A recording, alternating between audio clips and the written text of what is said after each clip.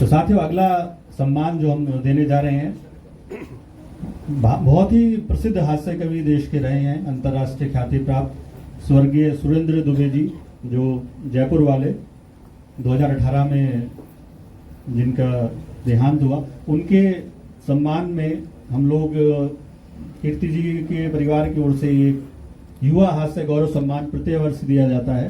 तो इस वर्ष ये दिया जा रहा है युवा हास्य कवि भाई विनीत पांडे जी को। एक बार जोरदार तालियां आप सभी बजाएं। विनीत पांडे जी 1986 में बोकारो इस्पात नगर झारखंड में जन्मे, बीकॉम और एमए हिंदी में शिक्षा प्राप्त की, एमबीए है, स्वतंत्र लेखन करते हैं और अनेक चैनलों पर आप उनको देखते हैं। बहुत सारी पुस्तकें आपकी प्रकाशित हो चुकी हैं, हिंदी अकादमी में भी सदस्य रह चुके हैं। इनकी प्रकाशित पुस्तकों में महत्वपूर्ण है लगे रहो पांडे जी, हास्य व्यंग संग्रह है, और 2.5 अक्षर व्यंग के, और बाकी है बहुत, ये गजल संग्रह है, कलरव बाल कविता संग्रह है, और विगत 23 वर्षों से कवि सम्मेलनों में प्रस्तुतियां दे रहे हैं। न्यूज 18 इंडिया के लोकप्रिय कार्यक्रम लपेटे में नेताजी में आप नियमित रूप से आते हैं, हम सभी उनको वहां बहुत बार देख चुके हैं। अनेक टीवी चैनलों पर आपकी प्रस्तुतियां रहती हैं, बहुत सारी पत्र पत्रिकाओं में आपकी कविताएं प्रकाशित हुई है, अनेक सम्मानों से आपको नवाजा गया है। तो हम सभी आपको बहुत बहुत शुभकामनाएं, बधाई देते हैं इस सम्मान के लिए। युवा हास्य गौरव सम्मान स्वर्गीय सुरेंद्र दुबे जी की स्मृति में जो दिया जा रहा है, इसमें भी 11,000 रुपये की राशि है, पगड़ी और पटका, माला और एक नारियल। तो ये एक तरह से कीर्ति दीदी की ओर से आशीर्वाद स्वरूप ये दिया जाता है। तो आप सभी जोरदार तालियां बजाते हैं।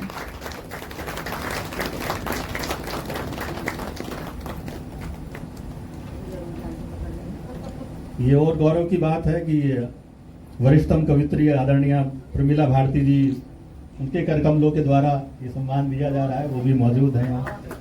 तो इस सम्मान की बहुत धन्यवाद देती हूँ। और इस बार के जो कवि हैं वो बहुत ही गुणी कवि हैं, जिन्हें इस बार का सम्मान प्राप्त हुआ है।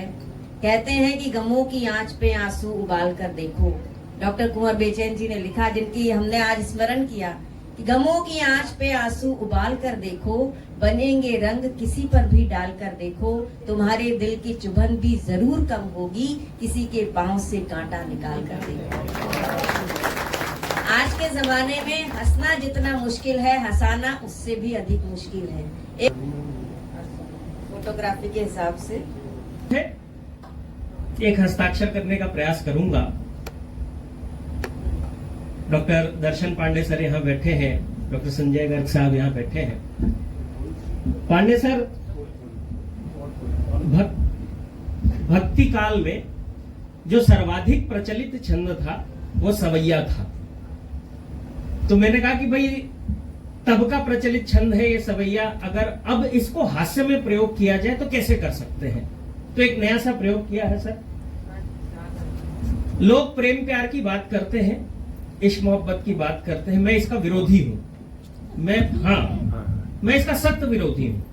अच्छा, ऐसा नहीं है कि ऐसे ही विरोधी हूं, मेरा ये मानना है कि जिस क्षेत्र में आपको सफलता न मिले, बाद में उसका विरोध शुरू कर देना चाहिए। इसलिए मैं इसका विरोध करता हूं। हालांकि मैंने रिसर्च की है प्रेम प्यार है क्या, तो मेरे रिसर्च में कुछ बातें सामने आई है, वो आपके सामने रखता हूं। 2-3 छंदों में अपनी बात रखता हूं। स्वागत। प्रेम के होते हैं साहब 3 चरण। पहला वो होता है जब ये होता है, लव एट फर्स्ट साइट। दूसरा वो होता है जब ये बिल्कुल अपने उफान पे होता है, और तीसरा तब जब इसको उतारा जाता है।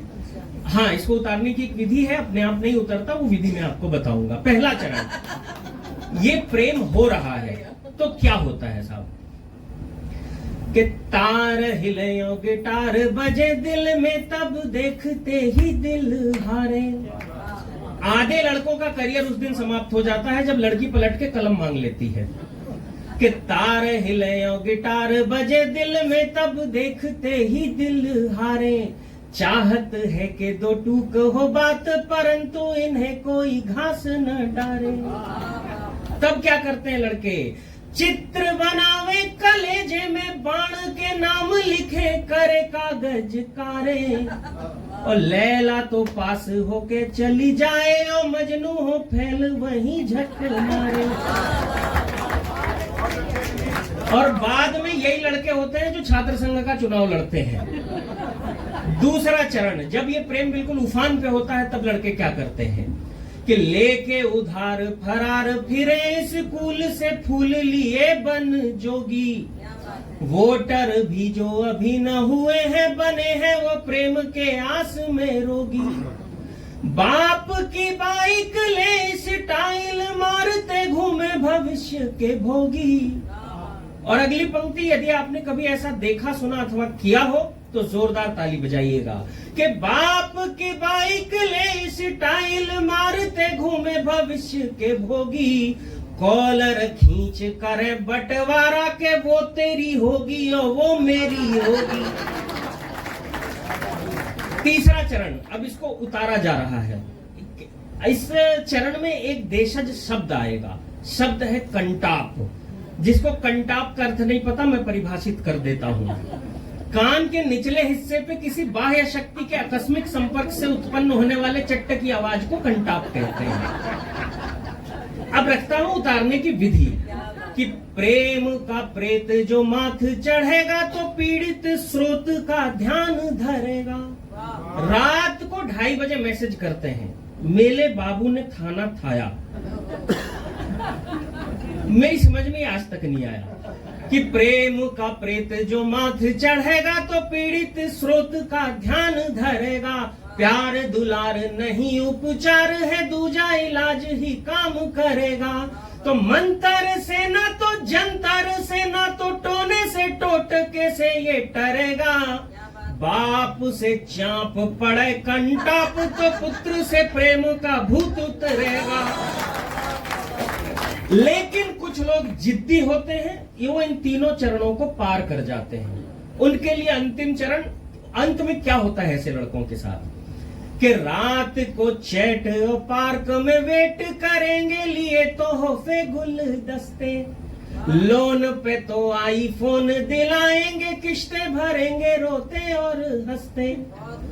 ब्याह के वो चली जाएगी यूएस, जाएगी भी ऐसी जगह जहां जाना तो दूर, तुम्हारा वीजा नहीं लगेगा। ब्याह के वो चली जाएगी यूएस, देखते ही ये रहेंगे तरसते। और सालों के बाद मिलेगी तो बच्चों से बोलेगी मामा को बोलो नमस्ते। बहुत बहुत आभार, बहुत धन्यवाद।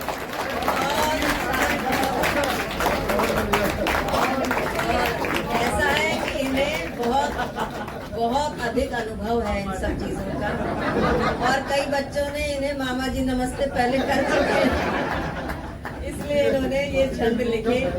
और ये हाँ, और ये ना ये